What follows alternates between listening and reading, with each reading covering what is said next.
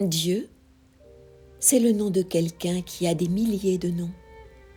Il s'appelle Silence, Aurore, Personne, Lila et des tas d'autres noms. Mais ce n'est pas possible de les dire tous. Une vie entière n'y suffirait pas, et c'est pour aller plus vite qu'on a inventé un nom comme celui-là, Dieu. Un nom pour dire tous les noms.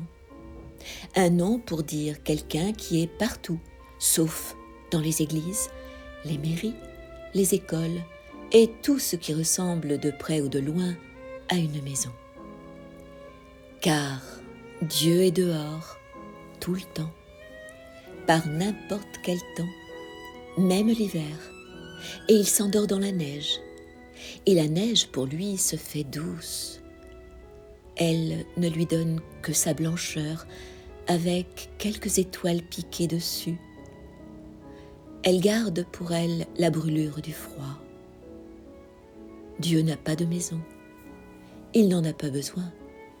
Et d'ailleurs, lorsqu'il voit une maison, il ouvre les portes, déchire les murs, brûle les fenêtres, et c'est tout qui entre avec lui, le jour, la nuit, le rouge, le noir, tout est dans n'importe quel ordre. Et alors seulement, les maisons deviennent supportables.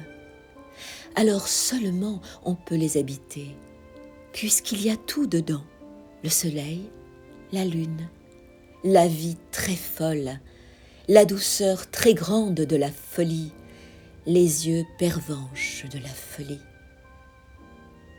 Et Dieu repart ailleurs, toujours ailleurs. À force de traîner les chemins, de s'endormir partout, dans les sources, dans les fougères, dans le nid des mésanges ou dans les yeux des tout-petits, Dieu a une drôle d'allure, vraiment. Lorsqu'il n'ouvre pas toutes grandes les portes, Dieu ne fait rien. Ce serait là son métier, ne rien faire. C'est un métier très difficile.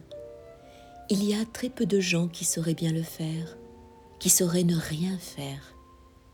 Dieu, lui, fait cela très bien. De temps en temps, pour se reposer, il s'arrête de ne rien faire. Alors il fait des bouquets. Il cueille toutes les lumières du monde, même celles des orages et des encriers. Il en fait des bouquets, mais ne sait à qui les offrir. Ou bien il met un coquillage tout contre son oreille, et il écoute. Et c'est comme un flocon dedans son cœur, un tourment d'écume, le premier âge de la mer, l'immensité de la mer dedans son cœur, et Dieu se met à rire, et Dieu se met à pleurer, parce que rire et pleurer, pour Dieu, c'est pareil, parce que Dieu est un peu fou, un peu bizarre. Et si on lui demande ce qu'il a, il dit qu'il ne sait pas, qu'il ne sait rien, qu'il a tout oublié le long des chemins, et qu'il a perdu la tête, perdu son ombre, qu'il ne sait plus son nom. Et puis il rit, et puis il pleure, et puis il s'en va, et il s'en vient, et c'est le jour, et puis c'est la nuit, et puis voilà. C'est toujours comme ça, toujours, chaque jour.